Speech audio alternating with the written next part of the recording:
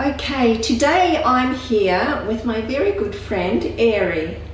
So Airy is very special. She's a very talented woman, and she's living in Bali also, like myself, and she's got a lot of interesting inside information to share with you, especially regarding building villas, if any of you are interested in that. And I know a lot of you are quite interested about moving to Bali, what it's like, and possibly building here. So, hi Airy, how are you doing? I'm good, thank you. Good. So, Airy, how long have you lived here in Bali?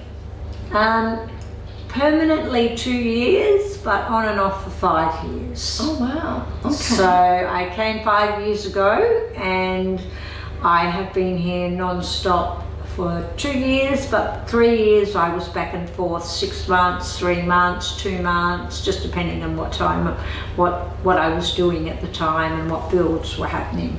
Right, and what is it about Bali that drew you here? How did you know?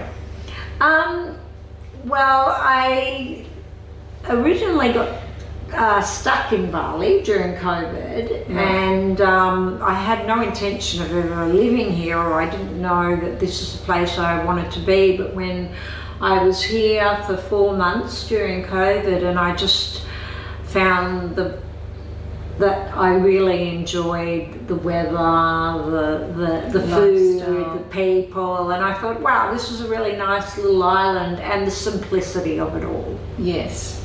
And I should tell everybody that Airy is Australian. She's from Australia, Melbourne, Yes. is it? Yes. And all her family is still back in Australia. Yep. She has My children. I have 4 girls who are in Australia. Yep, 4 girls. And grandchildren. Yeah. And I think the beauty for us Australians living in Bali, Bali's actually like our backyard because we are so close.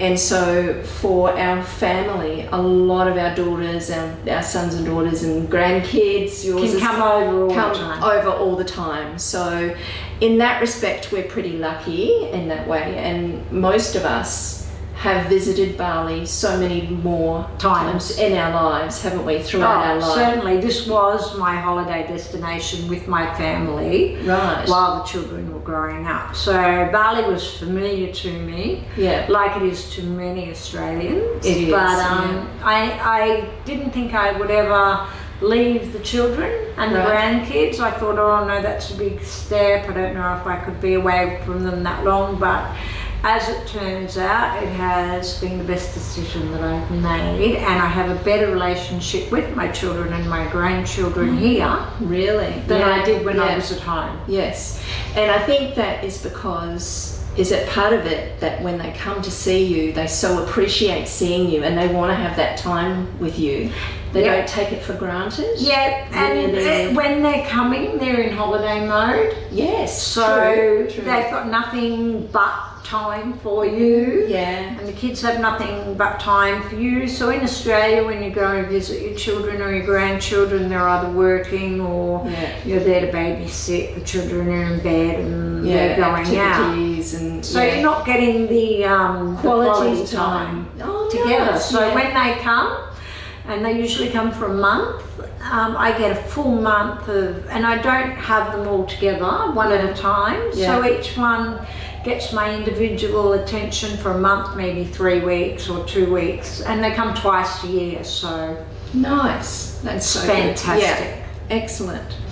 Like before Bali, was it quite a contrast difference to what you were living now? Oh, definitely. I think Australia is much higher pace.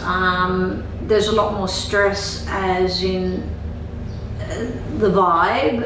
Your children are under stress. We all know they're working, you know, both parents working, and they've got all these roles of, you know, parenting, and they tend to put that stress on always onto their mother. And when you have 4 girls, it's a lot of stress coming your way. And I just felt that when I was over in Bali, I could unwind, relax, and then when I they came over, I would enjoy them so much more. And also I go home as well. Yes. And when I go home for the whole of Christmas, and I spread my whole 5 weeks out among them, and they also appreciate it and are there to give me quality time. Nice. That's really nice. So it's definitely a different perspective with the children, and also my friends all come and see me here as well. Yes, of course. As we know that she's always got friends. Yeah. So Ari's got a girlfriend coming who I've met before, who was here last year. Yeah. I have my regular girlfriends that come over, and we have a lot of fun. So I don't feel I'm actually missing out on anything. I actually feel I'm gaining. And on top of it, I've made lovely friends. Yes. I've got a great circle of friends here as well. So I've got the best of everything, really. Yeah, absolutely. People like to be where there's people and where there's shopping, where there's restaurants, where there's things to do. So you are better to keep in your main areas of Bali, which definitely is Seminyak, definitely is Canggu, Brawa, and Uluwatu. I mean, I'd even say Kuta, that'll be Legian area. Yeah, they're still not because bad. there's shops there. You can get a lot of people like it, and it can be cheaper down that way. And some people like it down that way. Some people don't. Yeah, but definitely Sanua. Yes, Sanua's really gone ahead.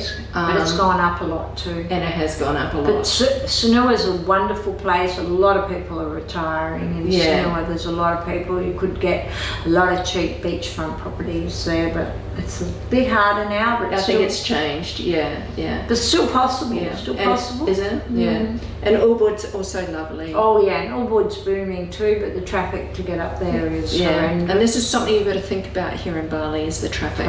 Yes. Yeah. So any advice for women over 50 who are thinking of making the bold move, like you and I have, to come live in a country like Indonesia? First of all, I think you have to appreciate simple. Yeah, that's true. Yeah. If you're big shopping centres and theatres and a lot of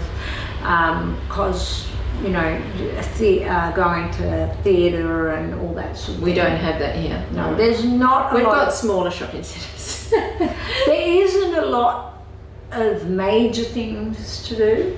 So you've got to have a good friendship group. Yep. You've got to have something that occupies your mind besides just Bali, I think. Interests, Interests. You've got to come here with not the mindset I'm going to sit here and do nothing, because I think sitting here and doing nothing, you want to leave. Yeah. Like, you have to be. I think it's a great place for creatives. Yeah. Somebody who wants to write. Yeah. Or paint. Yeah. Or do some sort of creative thing. Yeah. Styling. But not too much work. It's also, it's where you can say, okay, today I'm doing nothing. Today I'm going to sit by the beach. Today I'm walking the dogs. Today I'm doing nothing. And you might do that for 3 days, but you can't do it forever. Yeah. So you've got to be balanced, and I think for me, I'm very blessed that my family can come over, and that also I can go to Australia. So I think for Australians, it's actually very much more. I think easier.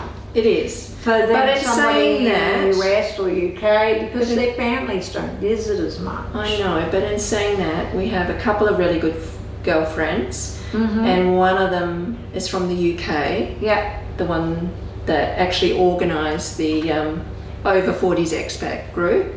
Yeah, so she's from the UK, and her daughter lives here. Yeah, it makes a difference. And then we've got a couple of girlfriends from America. Actually, more than. There's quite a few. They're all coming from around. So, I mean, the world is not big anymore. It's actually quite small, and more people are travelling. And coming together. There's a lot of different nationalities in our group. It's not just all Australians. There's people from everywhere, different cultures, different places.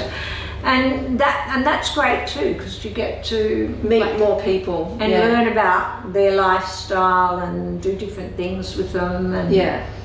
And I think back home in Australia, I know living on the Gold Coast, it was quite insular. It's hard to meet new people. Whereas in Bali, it's very easy to meet new people. We're all open to meeting people. And getting to know each other. Because we're all in the same boat. We're all expats here. So yeah. And a lot of us are single. Yeah, definitely. A in lot of us our are single. late 50s. Yeah, absolutely. So yes, okay. Thank you so much, Eri, for today and sharing all this about your experience of living in Bali and your wonderful villas. I just want to say, Eri is such a wonderful example of what it means to keep evolving and creating and thriving and perhaps you're interested in reaching out and you would like some help with doing this, whether it being coming to live in Bali or approaching on doing a build here, then Eri is your lady. And we'd love to hear from you. Okay.